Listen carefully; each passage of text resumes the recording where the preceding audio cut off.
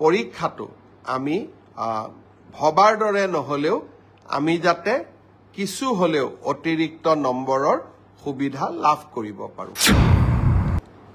ADRE result দিলে মই অত্যন্ত আনন্দিত যে তৃতীয় আৰু চতুৰ্থ শ্ৰেণীৰ ৰিজাল্ট দিয়াৰ পিছত সকলোৱে এটা কথা স্বীকাৰ কৰিছে যে এই ৰিজাল্ট মেৰিটৰ আধাৰত হৈছে, মেধাৰ ভিত্তিত হৈছে। আৰু সঁচাকৈ চৰকাৰী চাকৰি আমি মেধাৰ ভিত্তিত দিয়াৰ বাবে প্ৰতিশ্ৰুতিবদ্ধ। এতিয়া কোনোবাই মোক কৈছে মামা কাট অফ নম্বৰ বহুত হ'ল।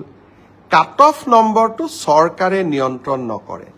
যদি ৩০০০ পোষ্ট থাকে আমি ২জন কৰি বা ৩জন কৰি উত্তীৰ্ণ প্ৰাৰ্থীক মাতো। ৩০০০ পূৰণ ২, ৩০০০ পূৰণ ৩, ৯০০০। মেৰিট মতে ৯০০০ নম্বৰটো আহি যোৱাৰ লগে লগে ৯০০০ নম্বৰ লাভ কৰা ব্যক্তিজনৰ যিটো নম্বৰ সেইটোৱে কাট অফলৈকে ৰূপান্তৰিত হয়। কাট অফ কোনেও বনাই নিদিয়ে। কাট অফ ছাত্ৰ ছাত্ৰীসকলৰ পৰীক্ষাৰ ফলাফলে নিৰ্ণয় কৰে। কোনোবাই যদি ভাবে যে কাট অফ বেছি হৈছে তাৰ মানে ইয়াকে বুজাব পাৰি যে সঁচাকৈয়ে এইবাৰ পৰীক্ষাৰ ফলাফল যোৱাবাৰতকৈ ভাল হৈছে। অসম পুলিচৰো দ্বিতীয় কাট অফ নোলায়, কিন্তু বছৰটোৰ শেষৰ ফালে আমি আকৌ নতুন অসম পুলিচত খালী হৈ থকা পোষ্টসমূহ আমি এডভাৰটাইজ কৰিম।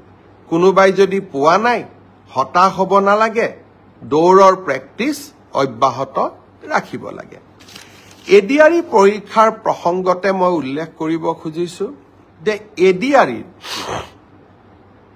চতুৰ্থ বৰ্গৰ পৰীক্ষাৰ বাবে এতিয়া এটা অৰেল টেষ্ট হ'ব। এই অৰেল টেষ্ট আমি জুন মাহত অনুষ্ঠিত কৰিম। লগে লগে এডিআৰই তৃতীয় বৰ্ষৰ পাছ কৰা ছাত্ৰ ছাত্ৰীসকল বা যুৱক যুৱতীসকলৰ বাবে এটা স্কিল টেষ্ট হ'ব। সেই স্কিল টেষ্টটো আমি অহা জুন মাহত আমি আৰম্ভ কৰিম। আমাৰ লক্ষ্য হৈছে যাতে এডিআৰইৰ নিযুক্তিও আমি 10 অক্টোবৰত দিব পাৰোঁ আৰু নৱেম্বৰ, ডিচেম্বৰ, জানুৱাৰীৰ ভিতৰত এডিআৰইৰ নতুন এডভাৰটাইজমেণ্টটো আমি যাতে দিব পাৰোঁ। অৰ্থাৎ আমি আমাৰ যুৱক যুৱতীসকলৰ মাজত আশাৰ বন্তি গছি আমি জ্বলাই ৰাখিব খুজিছোঁ।